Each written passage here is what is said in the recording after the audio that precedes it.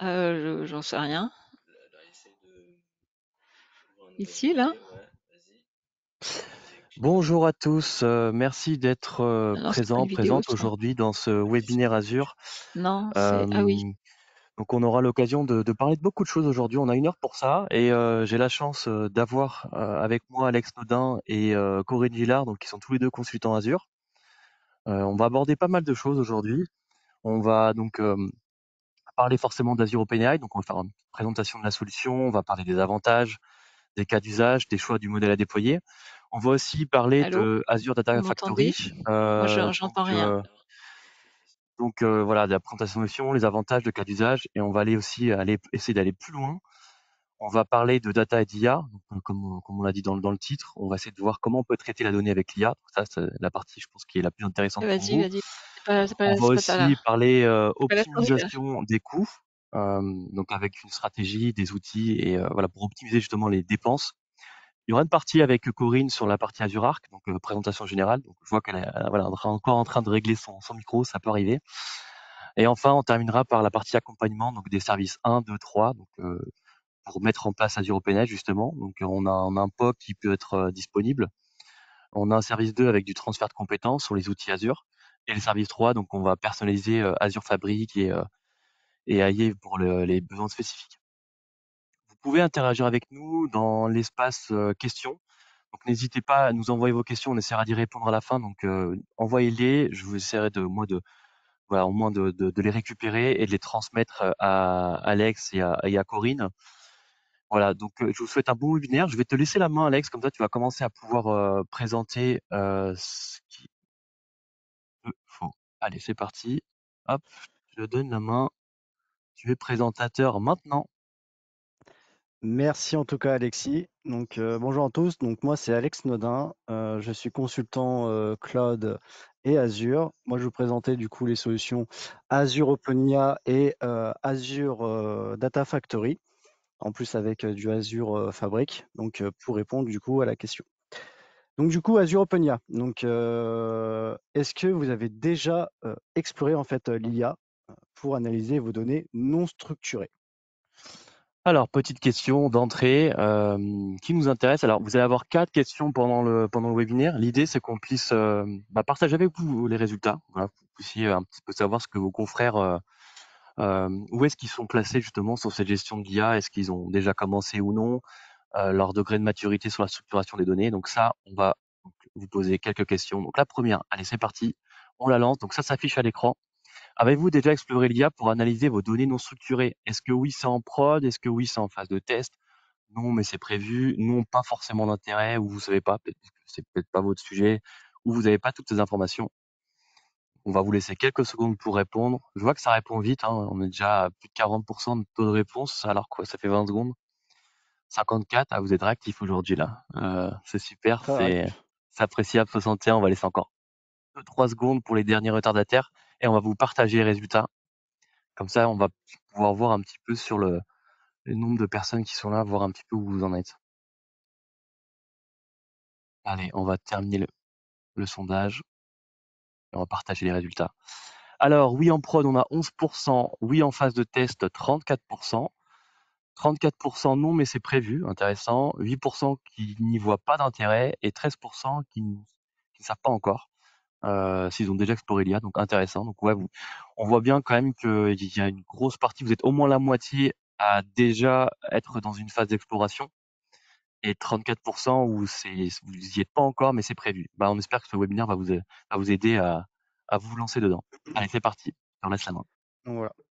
Donc du coup, pour après vous présenter donc, la solution Azure OpenIA. Donc vous avez en fait plusieurs possibilités dans celle-ci, donc comme par exemple déployer des modèles GPT qui sont personnalisés, principalement sur les modèles GPT-3, GPT-4, et vous pouvez en fait déployer ces modèles-là avec une base de connaissances qui est du coup vos données entreprises pour aider en fait vos collaborateurs à avoir des réponses beaucoup plus rapides sur des données qui sont entreprises. Et bien évidemment, l'ensemble de ce service-là est sécurisé dans l'environnement Azure. Voilà. Donc les avantages, c'est avoir accès en fait à des modèles qui sont avancés. Parce qu'il faut savoir qu'avec OpenIA, vous devez payer en fait un accès à 20 euros, à 20 $, pardon. Et en fait, avec Azure OpenIA, vos utilisateurs ne payeront pas eux de leur côté, mais c'est en fait sur le tenant Azure, en fait, vous allez avoir de la facturation en fonction de l'utilisation et du nombre de tokens qui seront consommés. Voilà, c'est pas les utilisateurs qui vont payer, c'est au niveau en fait de votre tenant à vous où ce sera facturé. Vous avez en fait aussi une intégration qui est facile avec Azure, puisqu'il faut savoir que vous avez des API que vous pouvez intégrer avec votre site directement, ou vous pouvez aussi télécharger en fait l'agent qui sera configuré dans Azure OpenIA et pouvoir l'intégrer avec par exemple le Copilot Studio dans votre environnement, par exemple Teams, ou sur d'autres plateformes également. Voilà, ce qui fait que du coup, cette solution, elle est très évolutive et flexible par ailleurs, du fait qu'on peut aussi personnaliser les modèles. Donc, par exemple, en lui donnant une personnalité ou en lui donnant en fait une base de connaissances. Bien évidemment, ces modèles-là ne vont pas s'entraîner sur les données que vous allez lui fournir. Et il y a un large éventail de cas d'utilisation en fait. Il n'y a pas que de la base de connaissances. Vous pouvez en fait générer aussi du contenu pour par exemple générer des images ou répondre aux questions de vos collaborateurs. Par ailleurs, vous avez une réduction des coûts au niveau de développement parce qu'en fait, vous n'avez pas besoin de développer de votre côté en fait les modèles IA qui seront utilisés pour vous aider. C'est du côté Azure et vous avez bien évidemment un support qui est là pour vous aider, pour vous accompagner en cas de problème. Donc, les cas d'usage. Donc, vous avez bien évidemment le support chat assez classique avec le question-réponse avec une interface utilisateur pour répondre aux questions. Vous avez bien évidemment le moteur de recherche interne à l'entreprise. Donc là, c'est avec les données qui sont internes à l'entreprise. Et vous pouvez faire en fait des résumés aussi de documents et aussi de l'analyse aussi. Voilà. Donc, pour vraiment prendre un cas d'usage, j'ai travaillé avec une entreprise qui avait énormément de documentation et qui avait besoin en fait d'avoir un agent IA pour répondre facilement et rapidement aux questions de ses collaborateurs pour avoir un gain de temps là-dessus, parce qu'ils perdaient énormément de temps à rechercher l'information sur l'ensemble des documents qu'ils avaient. Ils avaient à peu près 6 à 7 000 documents à traiter à chaque fois. Donc là, c'était vraiment du support au niveau des produits médicaux et en fait, ils avaient besoin de chercher l'information là-dedans. Donc voilà. Et l'agent en question, voici un peu comment ça se comporte. Donc, eux, de leur côté, ils ont tout stocké dans un blob storage. Ça a été ingéré par le search, donc qui sert en fait à structurer la donnée pour l'IA. Et en fait, eux, de leur côté, les utilisateurs, en fait, envoient leurs questions directement sur une application qui est soit hébergée du côté du client ou bien hébergée du côté Azure sur le service App Services d'Azure. Donc voilà. Donc du coup, les personnes posaient les questions au niveau de l'application. L'IA va rechercher l'information dans le blob storage et structurée par le search directement. Ce qui fait que par ailleurs, cette solution-là, elle est intégrable dans plusieurs plateformes, donc comme expliqué, et elle se base du coup sur une base de connaissances qu'on peut constituer avec des données entreprises. Pour ce faire, en fait, vous ne devez pas déployer n'importe quel modèle aussi en fonction de vos besoins. Pour tout ce qui est modèle, en fait, pour répondre à des questions directement posées en fait dans l'interface, vous devez déployer en fait du modèle GPT-3 ou GPT-4. Donc vous avez plusieurs modèles en fonction de la performance. Donc pour générer du texte, pour répondre aux questions, donc ça va générer du contenu et générer des dialogues par ailleurs. Pour tout ce qui est beaucoup plus au niveau du codage. Donc c'est plus pour les développeurs. Vous avez Codex, donc qui est basé sur du modèle GPT-3, qui va vous aider en fait à faire des fonctions ou à générer du code pour répondre à vos besoins en fonction de ce que vous devez développer. Vous avez aussi DALL-E qui est très connu pour la génération d'images ou de contenu images en fonction de ce que vous lui demandez. Et enfin, vous avez Clip. Donc Clip, c'est ce qui est utilisé pour faire du traitement d'informations sur les images. C'est-à-dire que si dans vos documents, par exemple, vous avez des images où il y a du contenu que vous souhaitez utiliser pour que l'IA puisse reconnaître ou donner l'information à l'utilisateur, eh ben, vous pouvez le faire. Clip, lui, va interpréter l'image après avec du texte pour avoir de la connaissance sur l'image en question. Voilà. Mais pour ce faire, vous devez aussi faire attention à vos sources de données. Donc, même si vos données ne sont pas forcément dans Blob Storage, vous avez la possibilité de pouvoir les intégrer de façon automatique. Et pour ce faire, on utilise le service Azure Data Factory. Alors, qu'est-ce que c'est? Eh ben, Azure Data Factory, il sert principalement à orchestrer les données. Vous avez du process ETL et ELT. Et il est facilement intégrable avec pas mal de connecteurs. C'est-à-dire que en fait, la donnée, si elle est de votre côté, donc sur du partage de fichiers, donc vous pouvez le récupérer en SFTP. Donc vos données seront directement ingérées et par des pipes et remises dans un blob storage qui sera la cible en fait de votre Azure OpenIA. Vous pouvez avoir pas mal de connecteurs comme par exemple du SQL et faut faire attention à la transformation de la donnée. C'est-à-dire que vous pouvez traiter la donnée de sorte à la transformer, mais c'est la petite transformation. C'est-à-dire que vos données qui sont en mode chaotique et non structurées pourront être pré-traitées par la pipeline et il faudra faire attention au traitement que vous allez vouloir lui appliquer. Voilà. Avec les avantages d'Azure Data Factory, en fait, vous avez vraiment un côté scalable, donc facilitation de la gestion des données. Vous avez une infrastructure qui est scalable et évolutive dans le temps, c'est-à-dire que si vous avez énormément de documents, ça ne va pas réingérer les documents pour les mettre en fait dans le blob storage. Ça va principalement faire les mises à jour en fonction des sources de données. C'est-à-dire que si vous avez 6000 documents, ça ne va pas les remettre à chaque fois sur blob storage. Ça va juste mettre à jour les différents documents que vous devez juste mettre en fait dans votre blob storage.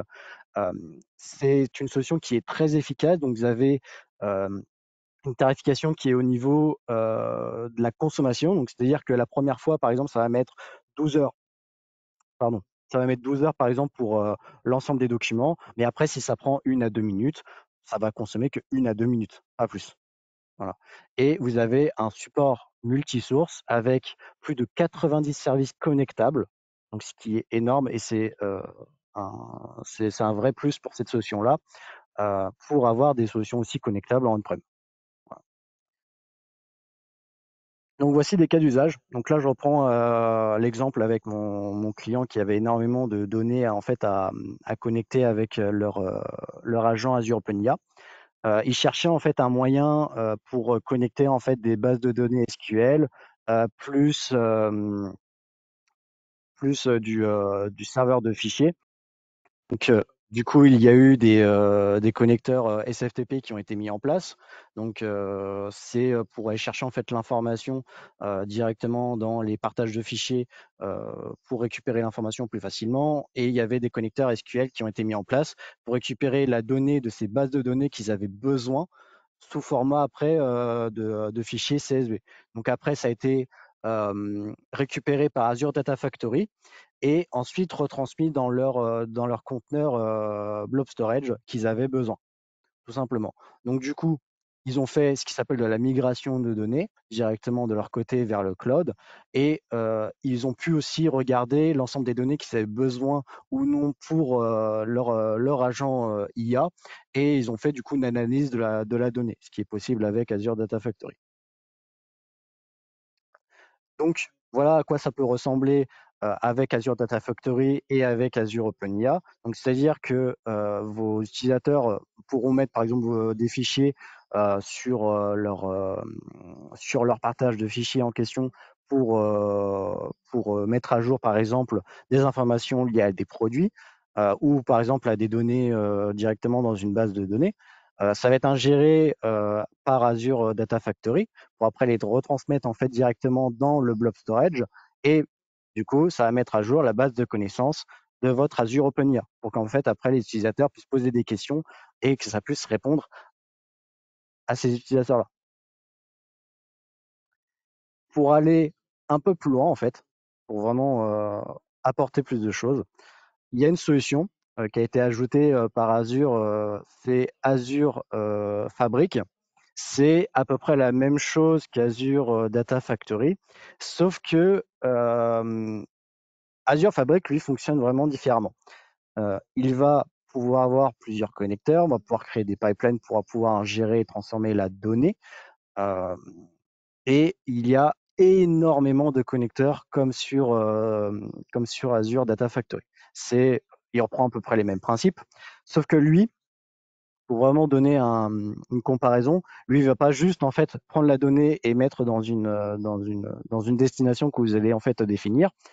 Il va constituer ce qui s'appelle un One Lake. Un One Lake, c'est quoi? C'est ce qui sert à répertorier l'ensemble de la donnée dans un seul et même endroit, qu'elle soit chaotique, non structurée ou structurée, tout simplement, et qu'après, vous puissiez l'utiliser pour pouvoir la traiter, tout simplement. Et Fabric, lui, en fait, il va pouvoir permettre avec de la transformation de la donnée, pouvoir traiter, analyser la donnée qui sera dans le One Lake et ensuite pouvoir l'utiliser sur, par exemple, des dashboards ou même, par exemple, sur des agents IA. Donc du coup, qu'est-ce qu'il y a dans Fabric? Donc du coup, vous avez des développements de microservices, donc avec du stateless service et du stateful services. Vous avez de la haute résilience, donc c'est-à-dire que le service est disponible à 99,9%. Il est très évolutif parce qu'il est très dynamique et est mis à jour régulièrement. Il y a vraiment une organisation et une orchestration et de la gestion de la donnée qui est très poussée par rapport à Azure Data Factory. Donc, c'est parce que vous pouvez en fait traiter beaucoup plus loin votre donnée et beaucoup mieux la structurer que sur Azure Data Factory. Et il y a énormément, comme j'ai dit, énormément de possibilités pour pouvoir l'intégrer en fait avec différents services Azure, dû au fait qu'il y a énormément de connecteurs et qu'après vous puissiez en fait créer des automatisations sur des pipelines. Donc maintenant, comment en fait ces deux services-là vont pouvoir en fait vous aider sur vraiment comment intégrer et interagir avec la donnée, avec de l'IA. Et bah tout Et simplement, déjà, j'en profite, Alex, juste voilà, je vois des questions qui commencent à se poser. N'hésitez pas, hein, on va y répondre à la fin. Donc posez vos questions à chaque fois, comme ça moi, on saura qu'on doit y répondre tout à la fin du webinaire, parce que je sais qu'Alex va aborder pas mal de sujets et Corinne après aussi. voilà. Donc n'hésitez pas à poser vos questions. Donc comme Alexis a dit, on y reprendra à la fin. Donc déjà, première chose, je mets un gros disclaimer là-dessus. L'IA ne doit en aucun cas remplacer l'humain. D'accord? Certes, vous pouvez automatiser certains process avec l'IA, mais en aucun cas, ça remplacera la pensée humaine sur des process, sur des projets, sur de la donnée qui sera à délivrer. Voilà, c'est première chose, c'est un premier disclaimer qu'il faut mettre en place et qu'il faut bien rappeler à l'ensemble des utilisateurs pour éviter que ça ne dégénère sur certains projets. Voilà. Donc, quels sont actuellement en fait vos besoins en matière d'intégration de données? Donc là, vous Alors, avez du coup le comme l'a sondage. dit Alex, il y a un petit sondage chez le deuxième sur 4.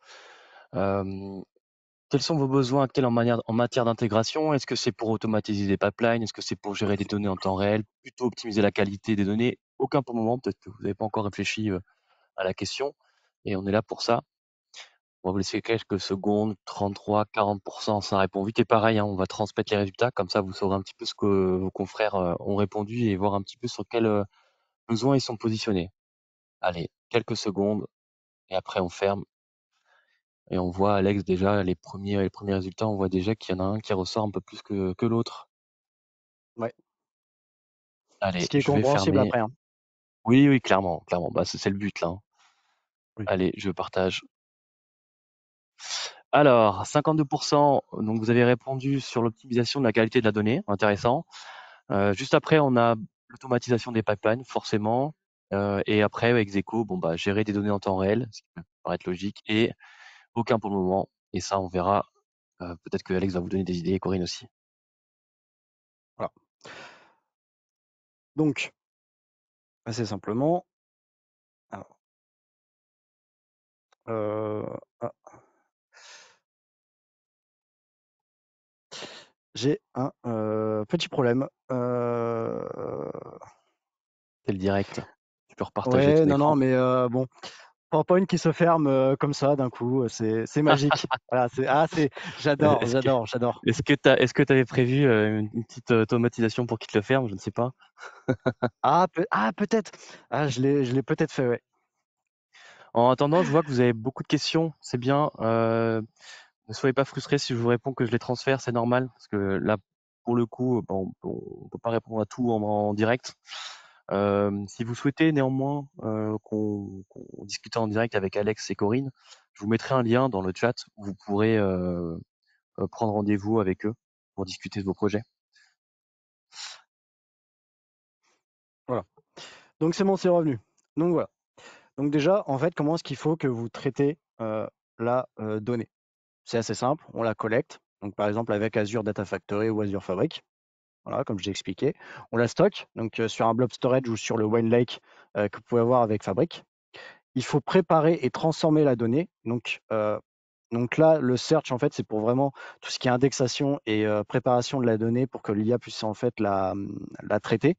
Et vous avez des pipelines avec Fabric pour en fait bien structurer vos données, pour faire en sorte que vos données qui sont chaotiques deviennent structurées. Et après, il faut entraîner vos modèles. Je mets bien des guillemets là-dessus. Azure OpenIA utilise la donnée pour base de connaissances et ne s'entraîne pas là-dessus pour entraîner ces modèles GPT, bien évidemment. Et par contre, vous avez possibilité d'avoir du machine learning en fait avec Azure, donc utilisable avec Fabric, pour pouvoir entraîner vos modèles sur de la prédiction par exemple. Ensuite, pour tout ce qui est déploiement, vous avez avec Azure Fabric, donc par exemple, vous avez des modèles euh, machine learning déjà préparés pour faire de la prédiction de données, donc par exemple sur des chiffres, sur de la prévision par exemple pour du ROI.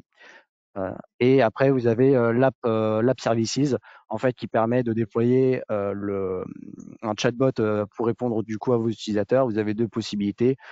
Soit on utilise la template en fait déjà de base proposée par Microsoft pour déployer l'agent OpenIA qui a été paramétré, ou bien moi c'est celle que je fais en ce moment, c'est à partir d'un GitHub de développeurs Microsoft sur une solution non officielle qui est sécurisé et qui est très malléable pour pouvoir créer par exemple des extensions.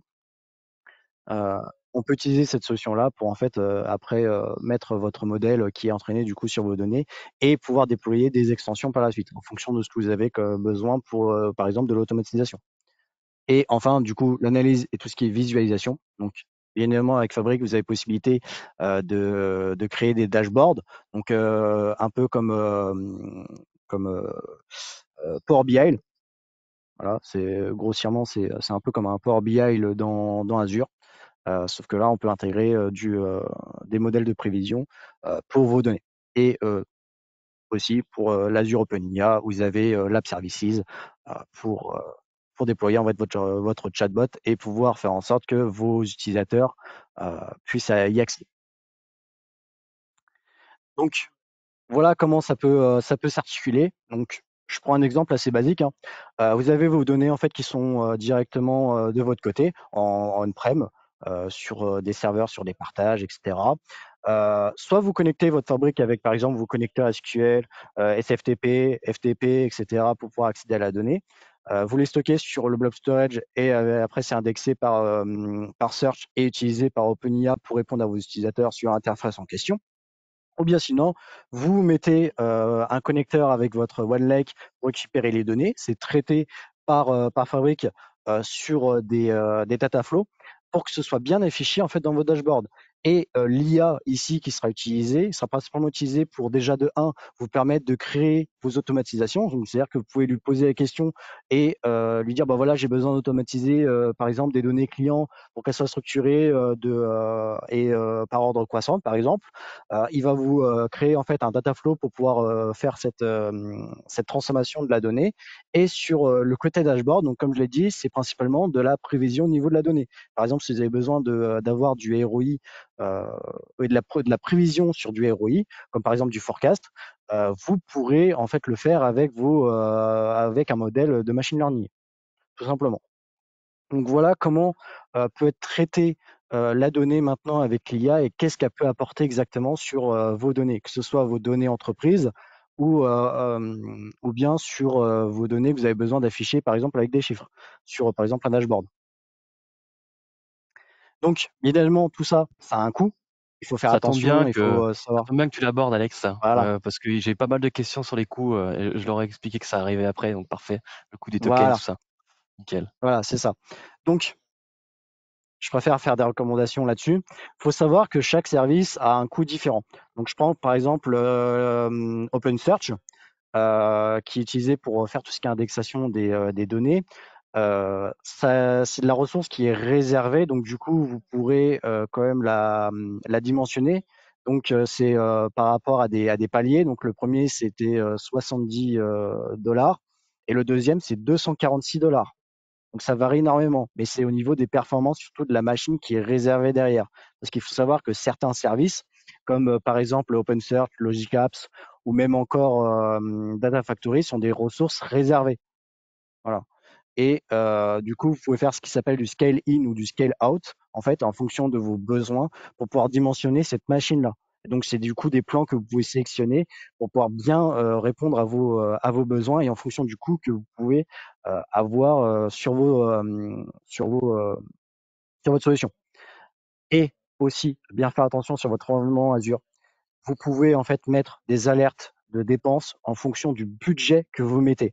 Donc vous avez plusieurs échelles au niveau du budget. Soit vous le mettez au niveau du tenant directement, ou soit vous le mettez au niveau de tout ce qui est souscription, ou encore même directement du ressource group, pour vraiment bien sectionner vos budgets, ou même bien faire attention à ce que vous mettez en place et en fonction des différents coûts que vous pouvez avoir.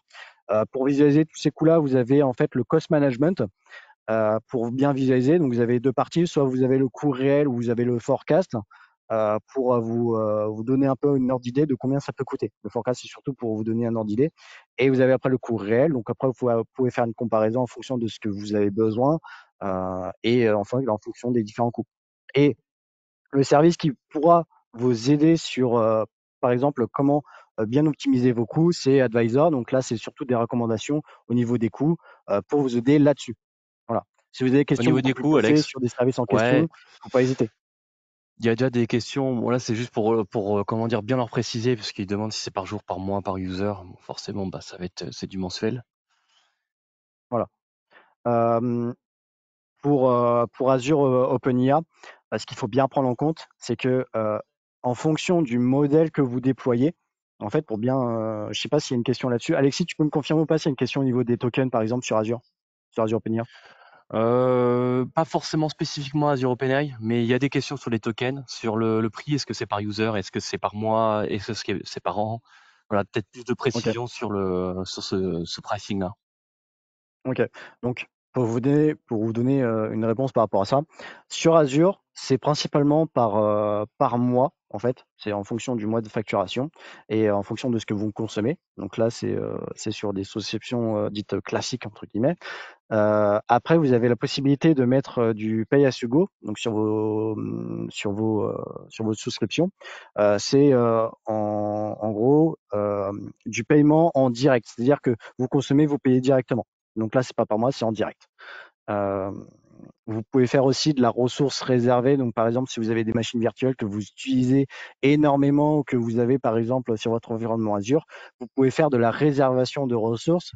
Donc, c'est un engagement sur 1 an ou sur 3 ans et vous aurez, par exemple, vous aurez une réduction par rapport à ça parce que c'est de la ressource qui est réservée et que vous pourrez utiliser, qui sera disponible du coup. Voilà. Donc en gros, voilà, ce que tu es en train d'expliquer, c'est que le méthode pricing, elle est pas simple. Ça dépend de vos usages, ça dépend de comment vous voulez fonctionner. Donc voilà, c'est pour ça que Alex et Corinne sont clés dans vos projets. Ils vous aideront vraiment à trouver l'optimisation des coûts pour vos types de projets, vos types d'usages. C'est ça. Donc, nous, on aide en fait pas mal les clients à bien optimiser leurs coûts en fonction de leurs besoins pour répondre à leurs besoins aussi. Voilà. Donc, encore une autre question. Quel niveau de maturité avez-vous avec les solutions Azure actuellement? Alors, c'est parti. Comme l'a dit Alex. Alors, comment vous vous sentez? Est-ce que vous vous sentez plutôt débutant, intermédiaire, avancé? Comme ça, on saura un peu à qui on s'adresse pour s'adapter, adapter notre discours. On va lancer quelques secondes. Vous êtes très réactifs aujourd'hui. 50% des gens ont voté. 60%. Waouh, ça va vite. On a un intermédiaire, on a peu d'avancées, on n'a pas d'experts pour le moment. On a pas mal de gens qui n'ont pas utilisé Azure, 20%. Ça augmente, ça augmente. Et intéressant. Ok, on va fermer le sondage et on va vous partager les résultats. C'est parti.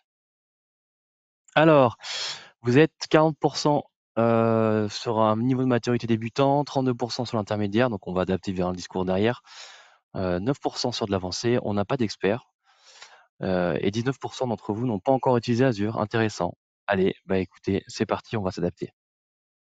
Ok. Donc, moi, pour vous expliquer, en fait, quand j'accompagne en fait des clients, par exemple, sur des solutions, donc comme par exemple Azure OpenIA, je passe bien évidemment un temps pour bien expliquer la plateforme et aider en fait à la bonne compréhension de celle-ci pour une bonne utilisation. Voilà. Je préfère le préciser s'il y avait des questions là-dessus. Voilà. Donc maintenant, moi, je vais passer la main du coup à Corinne, qui va du coup vous parler Yes, de je vais lui donner la main. Azure Arc. Alors, désigner comme présentatrice, hop, et on va demander. Et le son, c'est OK. Bonjour. Vous entend, Corinne, c'est bon? Oui, Salut. bonjour. Alors, hop, fenêtre. Corinne qui va nous présenter la partie Azure Arc.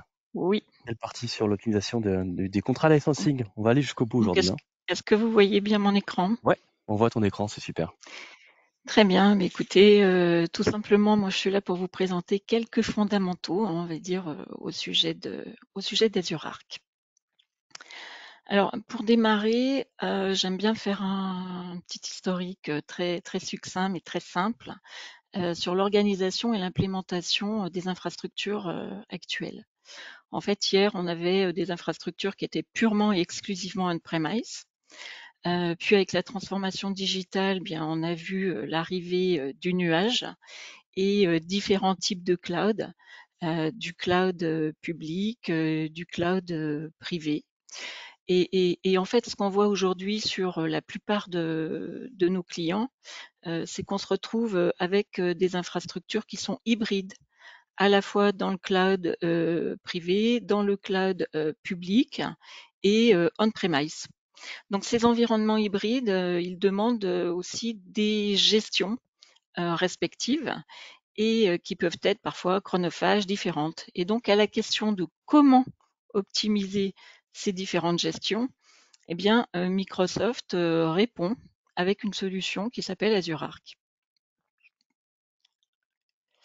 Alors, Azure Arc, c'est un portail unique de gouvernance, très simplement. Et donc, si vous cherchez comment optimiser le contrôle et la gouvernance de vos environnements complexes et hybrides, ça peut être une solution. Ça va vous permettre, premièrement, de connecter votre infrastructure actuelle et d'exploiter des ressources qui sont hybrides. Et deuxièmement, de déployer et d'exécuter des services Azure en dehors d'Azure, tout en les exploitant depuis Azure. Donc une petite vue d'ensemble d'Azure Arc.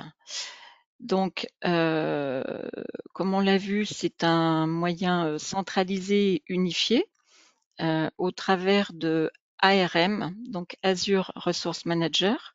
Donc avec ARM, vous allez pouvoir gérer l'intégralité de votre environnement en projetant vos ressources non Azure et locales existantes. Vous allez également pouvoir utiliser des services et des fonctionnalités de gestion Azure connus, quel que soit l'endroit où résident vos ressources. Ça, c'est intéressant. Azure Arc va vous permettre de gérer des types de ressources hébergées donc en dehors d'Azure. Si on parle de serveurs, bien entendu, on va parler de serveurs physiques on-premise, de VM Windows, mais également Linux, de VM hébergés en dehors d'Azure. En termes de gestion, vous pouvez faire beaucoup de choses, mais pour des choses très fondamentales, provisionner, redimensionner, supprimer et gérer des machines virtuelles. Ces machines virtuelles, vous pouvez traiter ces sujets-là, qu'elles soient en Azure local, qu'elles soient sur du VMware Center, vCenter, ou qu'elles soient même dans des environnements locaux qui sont gérés avec System Center Virtual Machine Manager. Je pense que bon nombre d'entre vous doivent le connaître. Pour les clusters Kubernetes, vous pouvez également les rattacher à Azure Arc et vous pourrez les configurer et les exécuter. Pour les Azure Data Services, là vous pourrez également exécuter des services de données Azure localement. Et donc cette partie SQL Managed Instance et PostgreSQL, c'est également disponible. Avec Azure Arc, vous allez pouvoir continuer en fait à utiliser des IT Ops traditionnels, votre méthode de fonctionnement traditionnelle, mais tout en introduisant des nouvelles pratiques DevOps, elles vont vous permettre de prendre en charge des nouveaux modèles cloud natifs dans votre environnement.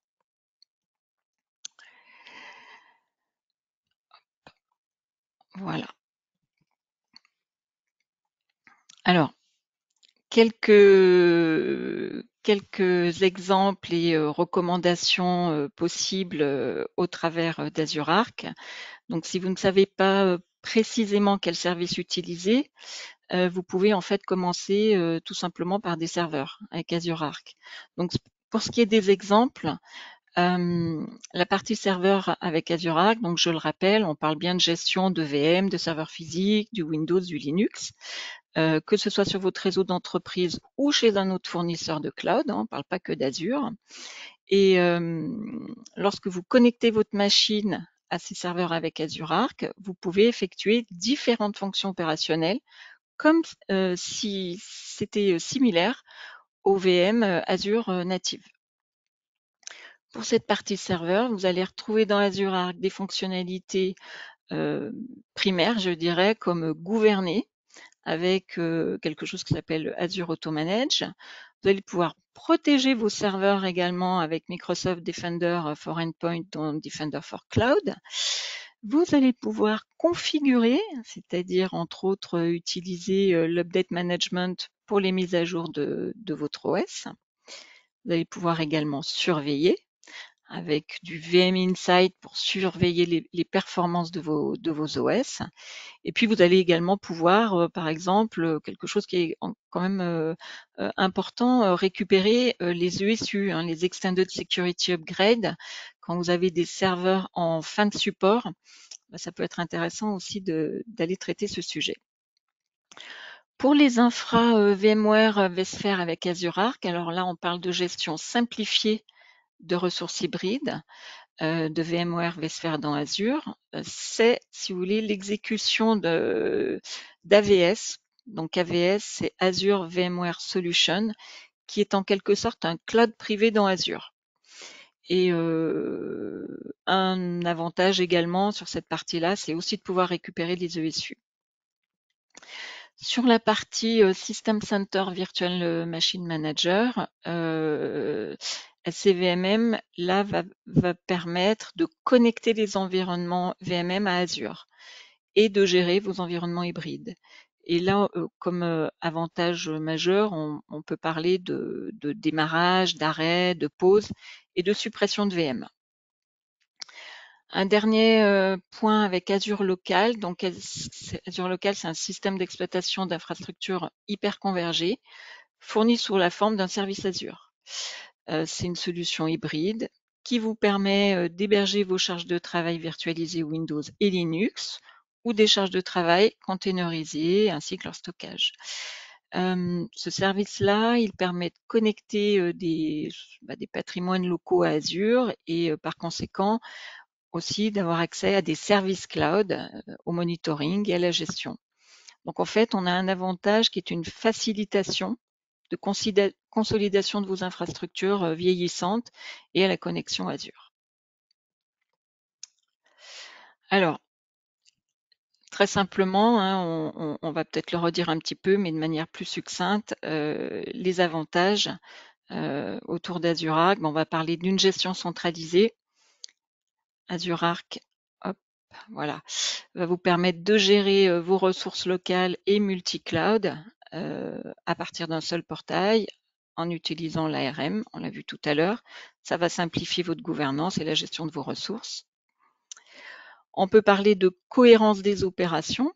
Là, vous allez pouvoir appliquer des politiques de sécurité, de conformité et de gestion de manière très cohérente sur toutes vos ressources, qu'elles soient dans Azure ou ailleurs. On va parler de flexibilité. Donc, Azure Arc va prendre en charge une variété de plateformes, donc des serveurs physiques, des VM, des clusters Kubernetes, des bases de données. On va également parler de déploiement simplifié, donc utiliser des pratiques DevOps comme GitOps pour déployer des configurations et des applications sur plusieurs environnements. On va également y parler de sécurité et de conformité, donc intégrer les services de sécurité et de conformité Azure pour protéger vos applis et vos données, toujours quels que soient leurs emplacements. Et puis on peut parler bien sûr d'optimisation des coûts et profiter des avantages hybrides d'Azure pour optimiser vos coûts, notamment en utilisant des licences existantes. Donc ces avantages-là, vous voyez, ils font d'Azure une solution qui est puissante pour les entreprises qui cherchent à unifier et à simplifier. Encore une fois, c'est vraiment le maître mot, unification, simplification, optimisation de la gestion des environnements hybrides et multi-cloud. Alors, quelques coûts associés. Quels sont les coûts associés à l'utilisation d'Azure Arc? Donc, ils dépendent des services spécifiques que vous utilisez et de la quantité de ressources déployées. Donc, on a la gestion des serveurs. Donc là, les coûts sont basés sur le nombre de serveurs gérés via Azure Arc. Et vous pouvez, dans ce cas-là, aussi utiliser la calculatrice Azure pour estimer les coûts. La partie Kubernetes, là, le coût, il est basé pour la gestion de ces clusters via Azure Arc. C'est basé sur le nombre de clusters et de ressources utilisées. Pour les Azure Data Services, le coût tel que les SQL Managed Instance et PostgreSQL, ils dépendent des configurations qui sont spécifiques et des ressources qui sont consommées. En ce qui concerne les applications, là, les coûts pour déployer et gérer des applications natives via Azure Arc varient en fonction des services qui sont utilisés comme Azure App, Azure App Services, Azure Functions et Logic App. Et donc, encore une fois, on peut s'aider de la calculette Azure ou appeler nos équipes Azure pour vous accompagner sur cette partie et faire un accompagnement un peu personnalisé. Alors, Alex en a un petit peu parlé, comment optimiser les coûts. Pour refaire une rapide synthèse sur cette partie Azure Arc, on a bien sûr la partie Cost Management, donc qui va fournir des outils pour planifier, analyser, réduire vos dépenses. Il va vous aider à identifier par exemple des ressources qui sont sous-utilisées et par conséquent à prendre des mesures pour aller à de l'optimisation. On va aussi pouvoir aller travailler sur la partie instance réservée ou RI, en achetant et en réservant de la VM, vous allez pouvoir économiser en fonction du temps de réservation, vous allez pouvoir économiser sur cette partie-là. Vous allez pouvoir redimensionner vos ressources. On a vu que si elles étaient surdimensionnées, sous-dimensionnées, redimensionner, là aussi vous allez gagner en optimisation tarifaire. De l'Azure Plan, qui est également un moyen d'aller chercher de l'économie dans Azure. Il faudra là aussi revenir vers nous si vous voulez qu'on travaille avec vous sur cette partie des Azure Plans. Un point également sur cette optimisation qui peut être le stockage, en fonction de comment vous allez stocker vos données, en fin de compte, elles vont vous coûter plus ou moins cher et il y a un certain nombre de paramètres à appréhender. Et puis, on peut aussi également, de manière primaire, je dirais, vous conseiller d'aller étudier et regarder ce que vous propose Azure Advisor, qui va vous donner des recommandations d'optimisation pour ajuster vos coûts et vos ressources. Donc, en appliquant, si vous voulez, ces stratégies, vous allez en fait maximiser l'efficacité de vos investissements cloud et réduire les coûts associés à l'utilisation d'Azure. Bechley Comsoft, on est à votre service, bien entendu, pour vous accompagner autour des sujets FinOps Azure. Donc, n'hésitez pas à cocher la petite case qui va bien dans le questionnaire qui viendra.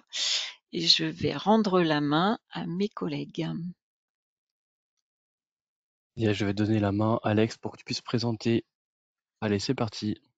Tu as la main.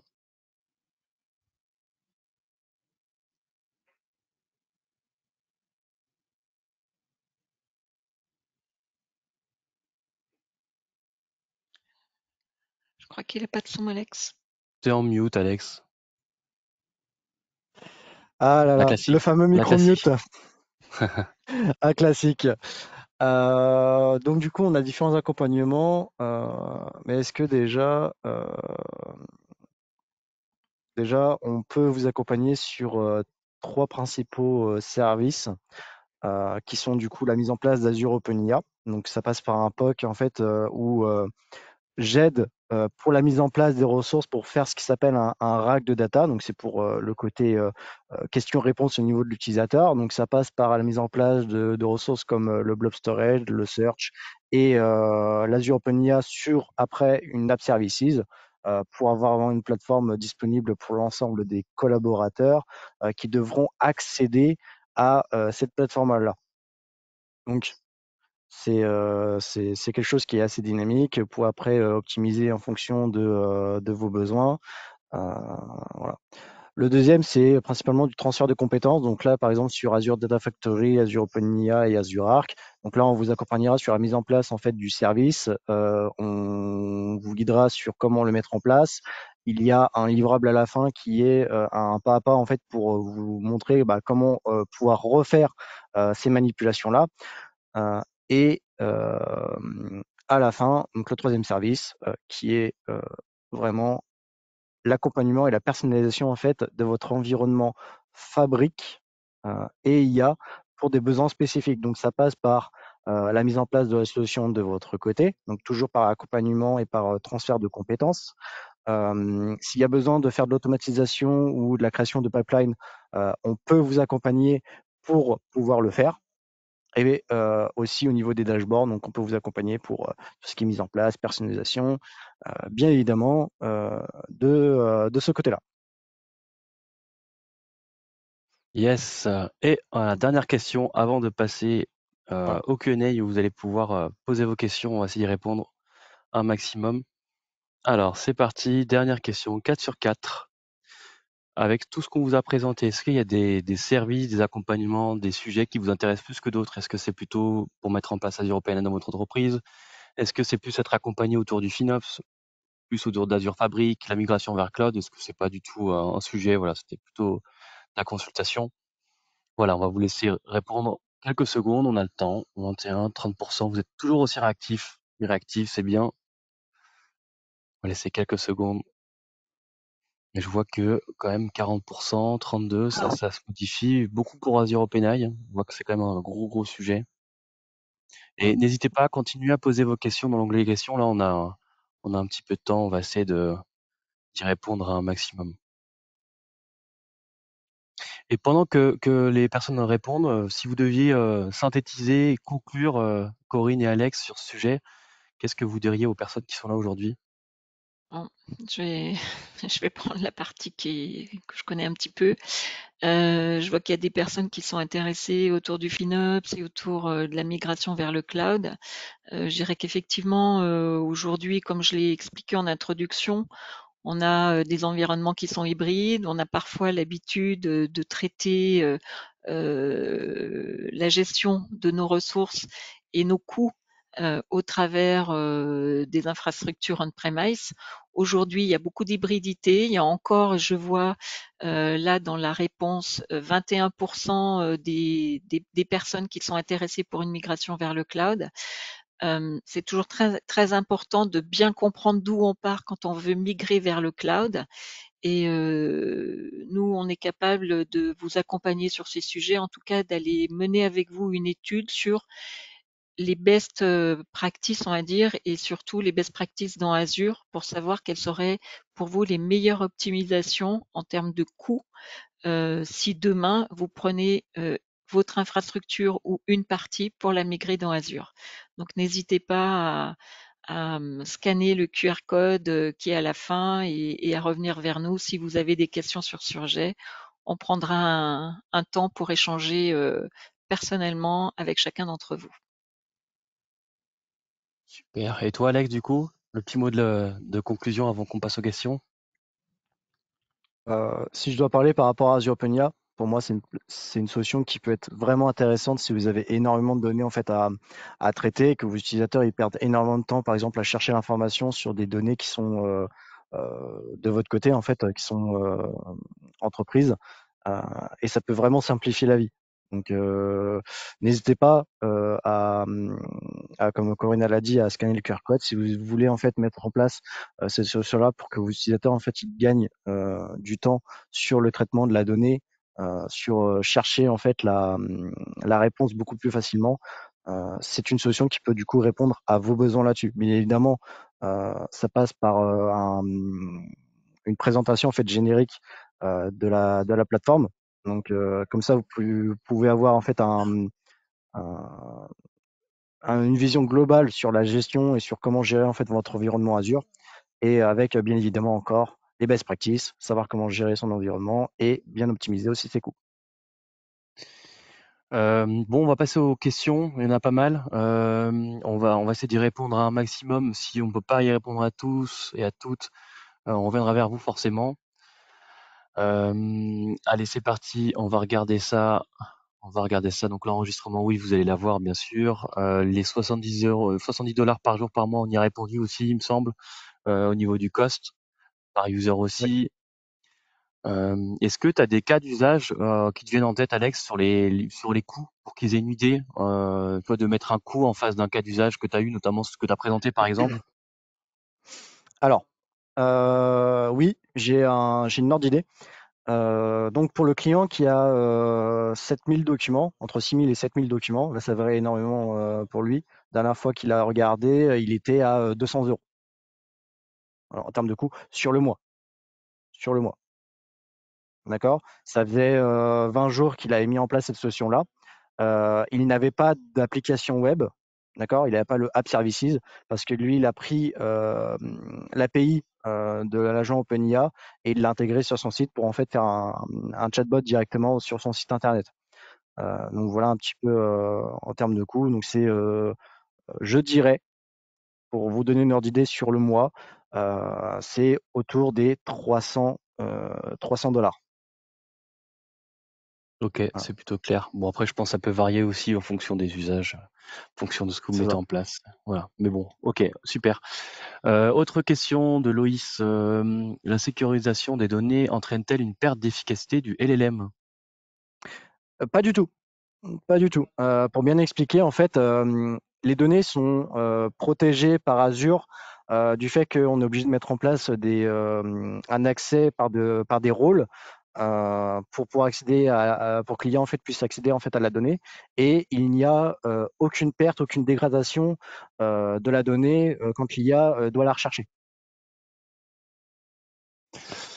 Autre question d'Antonin. La solution Azure, lorsqu'elle gère des bases de données SQL, peut-elle directement lire et écrire des données dans ces bases, ou bien doit-elle forcément convertir les données en CSV qui ne peut interagir avec les CSV?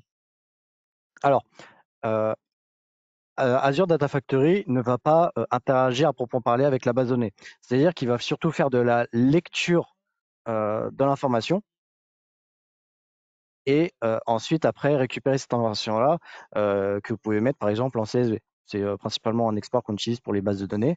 Après, si vous voulez choisir un autre format de document, vous pouvez le faire, mais vous risquez en fait d'avoir une perte d'informations. Donc, pour vous donner une idée, j'ai testé de mon côté avec une base de données SQL, MySQL, avec pas mal de données. J'avais quasiment 1 million de lignes.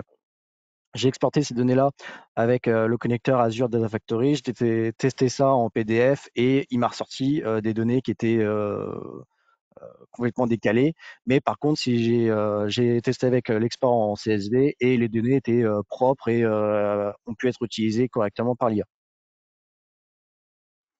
Ok, super. On prend une autre petite question. Là, j'ai une question pour Azure Arc. Est-ce que l'adoption d'Azure Arc nécessite une refonte des architectures? Sur la partie un peu plus technique, je vais préférer prendre le point et répondre avec un de mes collègues, mais normalement, enfin à ma connaissance, non, j'ai pas entendu parler de ça. Ouais, il me semble aussi que ça s'intégrait directement aux environnements existants. Voilà, Enfin, il n'y avait pas de refonte à faire, hein. C'est non, une couche de contrôle, hein, qui est unifiée, qui se rajoute voilà. dessus. Allez, on va encore prendre quelques questions, on va quelques minutes, c'est cool. Je vois que vous en posez plein, donc c'est bien. Comme je vous l'ai dit juste avant, si on peut pas y répondre à tous, à toutes, on reviendra vers vous. Comment on peut évaluer l'usage et le coût des tokens? Ça, bah, je pense qu'il faut aller dans le détail de votre cas d'usage. Ça dépendra aussi de, comme l'a dit Alex, aussi de quel type de réservation vous allez faire.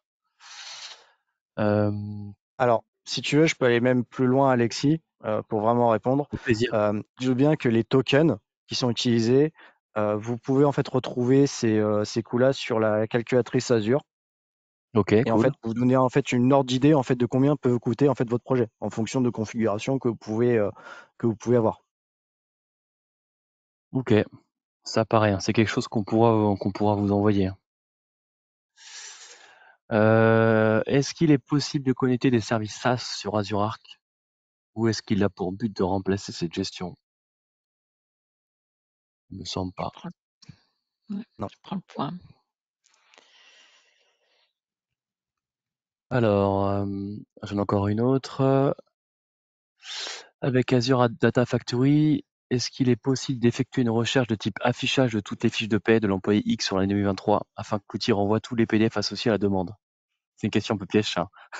Alors non. En fait, Azure Factory, en fonction de votre connecteur, en fait, il va pointer sur un dossier. Donc, c'est-à-dire que si vous avez glissé ce fichier-là directement dans le dossier en question qui est pointé par Azure Data Factory, là, il va récupérer l'information. Mais si ce document-là n'est pas présent dans dans la source sur laquelle est pointé Azure Data Factory, il ne prendra pas en compte. Après, ça amène à des questions de sécurité aussi, forcément. On ne C'est ça. pourra pas s'étendre et parler de Microsoft Purview ou d'autres outils qui permettent de faire des libellés et de la gouvernance de données. Mais ça aussi, on peut vous accompagner, hein, sur la gouvernance des données. On n'en a pas forcément parlé ici, mais voilà, on a une offre qui est assez large, entre guillemets, pour vous accompagner, pas forcément que sur les projets Azure, mais aussi sur les projets de cybersécu dans l'environnement Microsoft et en dehors de l'environnement Microsoft. Donc n'hésitez pas à contacter nous sur ça. Allez, on prend une petite question, une dernière peut-être, parce que je vois que le temps file. Ça, c'est toujours la migration. Est-ce que si on mixe sur Azure, on reste captif et on peut plus migrer derrière chez un autre fournisseur? Alors, ça va dépendre en fait des services qui sont déjà déployés dans Azure. Je prends en comparaison un autre cloud, donc avec AWS. Si vous devez en fait déployer des machines qui sont beaucoup plus avantageux au niveau coût sur AWS que sur Azure, vous pouvez le faire. Voilà. Mais par contre, sur AWS, c'est principalement des serveurs qui sont déployés en termes de machines virtuelles, par exemple. Allez, une dernière question. Si vous devez partir avant, n'hésitez pas à remplir l'enquête de satisfaction qui va s'afficher quand vous quitterez la page et y répondre. Ça nous aide à améliorer les prochains webinaires. Allez, dernière question. Est-ce que Azure AI est-il adapté pour automatiser de l'extraction de données en temps réel? par exemple, extraire un nom, prénom d'un document d'identité, par exemple, et il renvoyait ces informations immédiatement via API. Alors, l'extraction de la donnée ne se fait pas par Azure AI. D'accord? Dites-vous bien qu'il faut mettre en place un indexeur dans Search et qu'après on connecte cet indexeur sur l'agent en question. Donc du coup, c'est pas Azure AI qui automatise en fait l'extraction de la donnée, c'est l'indexeur, s'il est bien paramétré, vous pouvez après récupérer la donnée en question. Ok, mais du coup, dans Azure, je pense qu'on peut faire ça. C'est ça, oui. Ok, Donc cool. ça se fait simplement par l'indexeur. Merci Alex, merci Corinne pour toutes ces informations. Il est 12h01, voilà, on est quasiment pile à l'heure. On va vous envoyer la présentation, le replay. Si vous voulez prendre rendez-vous avec Alex et Corinne pour discuter de vos projets, n'hésitez pas à remplir le formulaire pour qu'on vous recontacte. Et en attendant, je vous souhaite une bonne après-midi et un bon appétit. Merci beaucoup et au prochain webinaire. Au revoir. Merci à tous. Merci à tous. Au revoir.